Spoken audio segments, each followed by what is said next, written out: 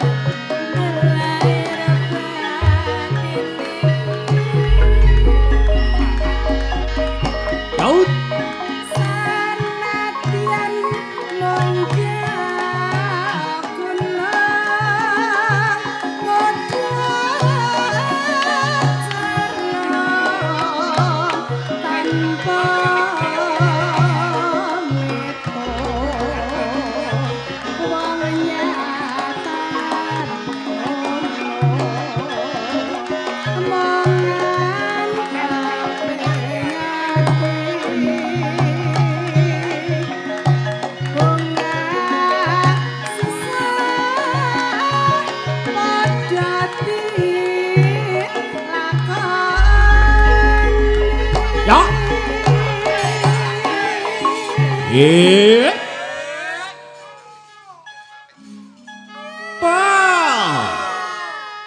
Ya, yo.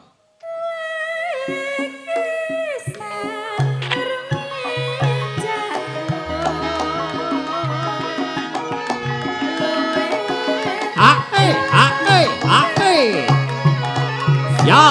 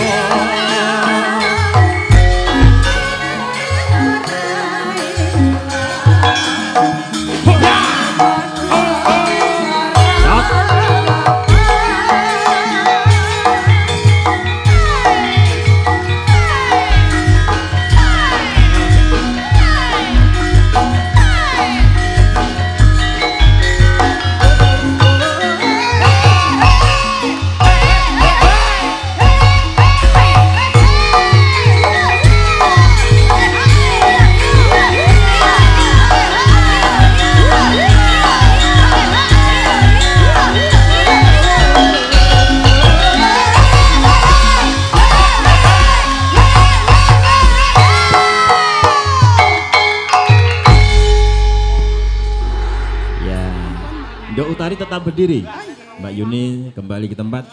Dok Vela, Dok Ana tampil. Ya bertiga. Piye Mas? Loh, yang ngono kuwi. Semangat. Iya no. Iya. Meskipun hawanya agak dingin-dingin. Meskipun kehujanan. Ya iya, tidak menurutkan semangat kita untuk berkreasi dan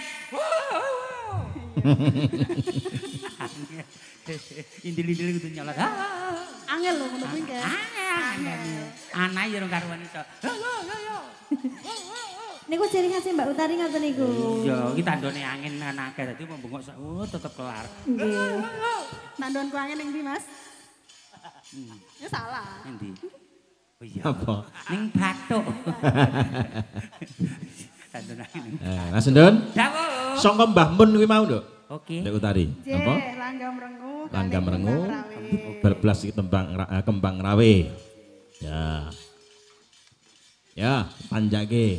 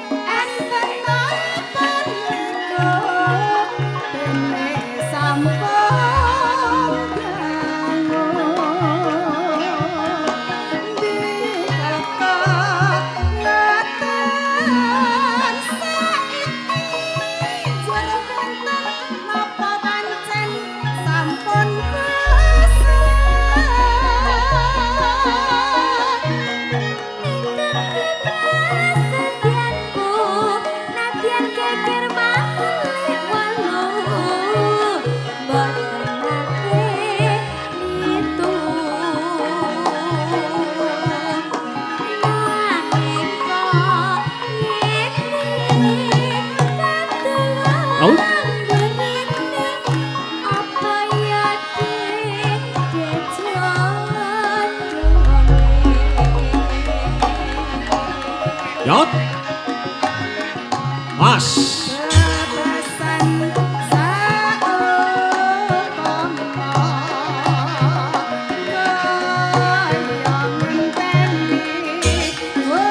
Yot.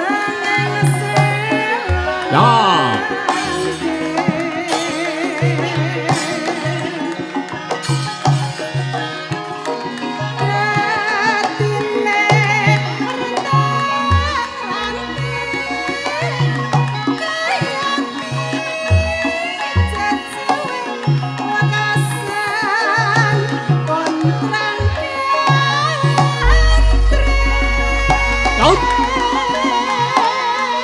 Yeah.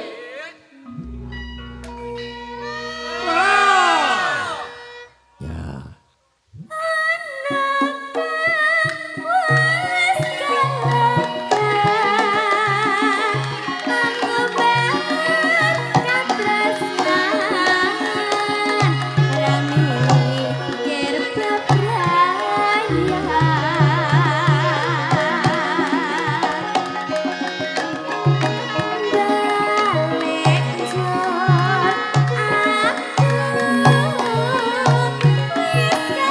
Bang Rame Mas.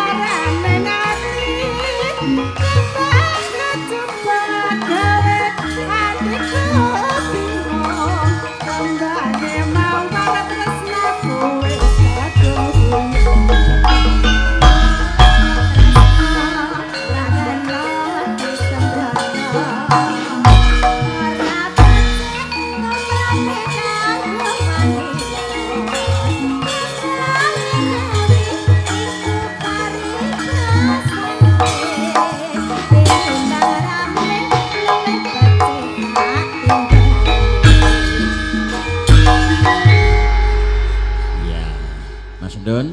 Dawuh Mae. Kripik gedang kripik telo sithik edang waton ronto. Ngoten. Ah. Nggih. Sowan kula wonten lepatipun wonten wadokipun atur nyuwun pangapunten ngoten nggih Mas. Ya. Insyaallah sanes wekdal saged bebanggihan malih. Muga-muga tetep sehat walafiat. Amin amin ya rabbal alamin. Pelok barang nggih tak derek geyung. Ande peri mangungkong suling slempret terus nindi prawadya wasamapta arsa anggelar